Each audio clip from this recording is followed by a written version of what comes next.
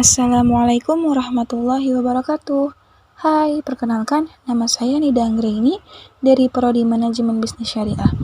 Baik, di sini saya akan menceritakan sebuah kisah seorang ulama yang saya dapatkan kisahnya dari novel yang saya baca di tahun 2018 lalu yang berjudul Api Tauhid, karangannya Habibur Rahman El-Shirazi. Ya, ulama yang saya ceritakan ini adalah seorang ulama yang berpikir moderat atau modern. Pengaruhnya tidak hanya di bidang pendidikan, melainkan juga di bidang tasawuf. Siapakah ia? Ya, ia adalah Badiu'zzaman Sayyid Nursi atau Sayyid Nursi. Kenapa mendapatkan gelar Nursi? Karena ia berasal dari Bukit Nurs, Bitlis, Anatobia Timur. Sayyid Nursi lahir pada tahun 1293 Hijriah atau 1877 Masehi. Sayyid Nursi merupakan anak keempat dari 7 bersaudara, 4 laki-laki dan 3 perempuan, bernasab Al-Hasani dari ayah dan Al-Husaini dari ibu. Gurunya Syekh Fatullah Effendi. Pada tahun 1950, Sayyid Nursi telah menulis risalah sampai jumlahnya lebih dari 130 risalah, dikumpulkan dengan judul Risalah Nur, yang berisi 4 seri utama, yaitu Kalimat, Al-Maktubat, Al-Lama'at, dan Asyu'at. Risalah ini merupakan risalah tafsir Quran, lebih dari 6.000 halaman.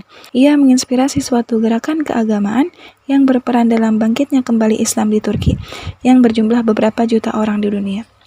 Sayyid Nursi ini adalah seorang ulama yang enggan sekali untuk masuk ke dalam dunia politik, sampai ia berdoa. Doanya yang terkenal adalah A'udzubillahi minasyaitonirrajim wasiyasah. Ya Allah, lindungilah aku dari godaan syaitan yang terkutuk dan politik. Namun, ia terpaksa harus terjun di dunia politik karena pada waktu itu budaya Islam di Turki telah dihilangkan. Ketika Mustafa Kemal Atatürk menjabat sebagai seorang presiden, budaya Eropa masuk di Turki dan budaya Islam pun tersingkirkan. Sayyid Nursi wafat pada hari Rabu dini hari pukul 3 pagi tanggal 23 Maret 1960 atau 25 Ramadan 1379 Hijriah.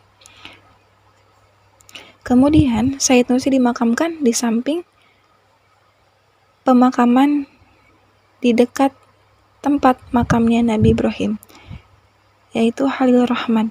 Namun setelah terjadinya kudeta di Turki, di tahun yang sama, sekumpulan tentara yang dipimpin oleh politis Turki memindahkan makam Badiu'zzaman Sayyid Nursi ke tempat yang tidak ada orang yang mengetahui. Namun, para pengikutnya Badiu'zzaman Sayyid Nursi atau para muridnya Sayyid Nursi berhasil menemukan makam tersebut. Dipindahkanlah ke sebuah tempat yang sampai sekarang belum diketahui di mana keberadaannya. Kisah menarik dari Sayyid Nursi adalah Sayyid Nursi kurang lebih selama 25 tahun dalam hidupnya ia habiskan di penjara. Sebab apa? Pada waktu itu politis Turki sangat tidak suka dengan Sayyid Nursi.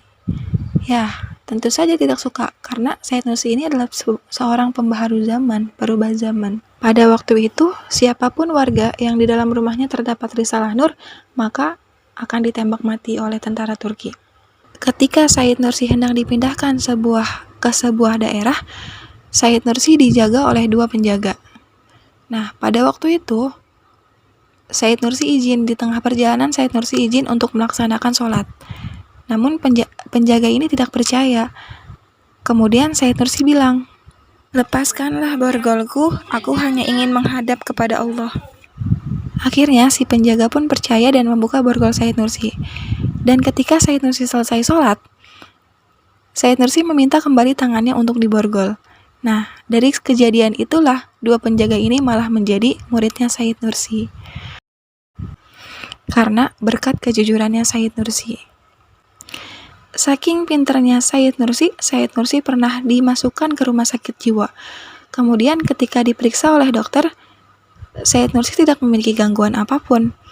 Kemudian Sayyid Nursi buktikan dengan cara ia meminta dokter mengambilkan buku yang tebal. Nah, kemudian dibacalah Sayyid Nursi dalam waktu 5 menit dan ia berikan kembali buku itu kepada dokternya. Terus dokternya suruh tanya ke Said Nursi, tanyakan kepadaku apa yang ada di buku itu. Kemudian Said Nursi pun bisa menjawab semua pertanyaannya dan dibebaskan dari rumah sakit jiwa itu. Nah, mungkin cuman segitu aja yang bisa aku ceritakan tentang karomah-karomahnya Badiuzzzaman Said Nursi. Terima kasih sudah menonton video ini. Assalamualaikum warahmatullahi wabarakatuh. Dadah, sampai bertemu lagi.